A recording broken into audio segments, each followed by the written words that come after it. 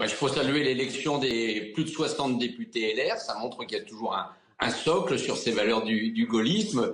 On disait que ça allait être mort. Là, une fois de plus, on peut constater combien les sondages se sont trompés. Maintenant, il faut beaucoup de pragmatisme et de réalisme et d'humilité. Je trouve que Jean-Luc Mélenchon, en revendiquant la place de Premier ministre dès hier 20h01, a manqué de lucidité. Quand j'entends Marine Tondelier et que je lis son tweet, on est dans l'utopie totale. Et puis quand j'écoute Manon Brie, on se dit que c'est pas à qui est-ce qui vont jouer cet après-midi, mais sans doute au Cluedo, savoir qui va tuer qui et comment pour arriver à quelque chose. Donc un gouvernement avec LFI et un député fiché parmi eux, ça ne tiendra pas le mois de septembre et une première motion de censure qui arriverait. Il faut donc en appeler à la raison. Hier, ce que les Français ont voulu, c'est ce front républicain, ni LFI ni RN. Et donc, j'espère qu'il y aura suffisamment de femmes et d'hommes raisonnables pour trouver un gouvernement actif très rapidement, parce que de toute façon, effectivement, le 18 juillet va être une journée assez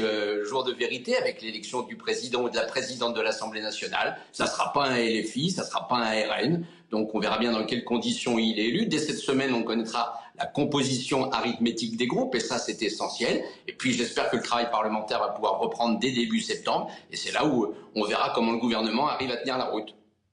En tout cas, pas le n'importe quoi, parce qu'on aime trop et on est trop attaché à la France et à la Ve République. Et donc, ça ne sera pas du n'importe quoi. On sera évidemment très attentif à ce que pourrait promettre un nouveau gouvernement dans sa feuille de route, dans sa déclaration de politique générale. L'état des finances publiques est essentiel. Il faut comprendre que quand on parle de pouvoir d'achat, et je comprends évidemment cette revendication, on la partage tous, elle tient parce qu'il y a une maîtrise de l'inflation. Et cette maîtrise de l'inflation, elle ne passe que par une maîtrise des comptes publics. Et donc il faut raison garder sur tout ça et puis sortir quelques grands sujets pour lesquels il faut trouver un accord de gouvernement. La sécurité en fait partie, la place de la France, l'indépendance énergétique. Ça aussi, ça rejoint la question du pouvoir d'achat, parce que quand on doit aller acheter de l'énergie ailleurs, évidemment, on la paye plus cher. C'est tous ces points-là qui doivent être abordés avec raison, parce que c'est l'avenir de la France qui est en jeu.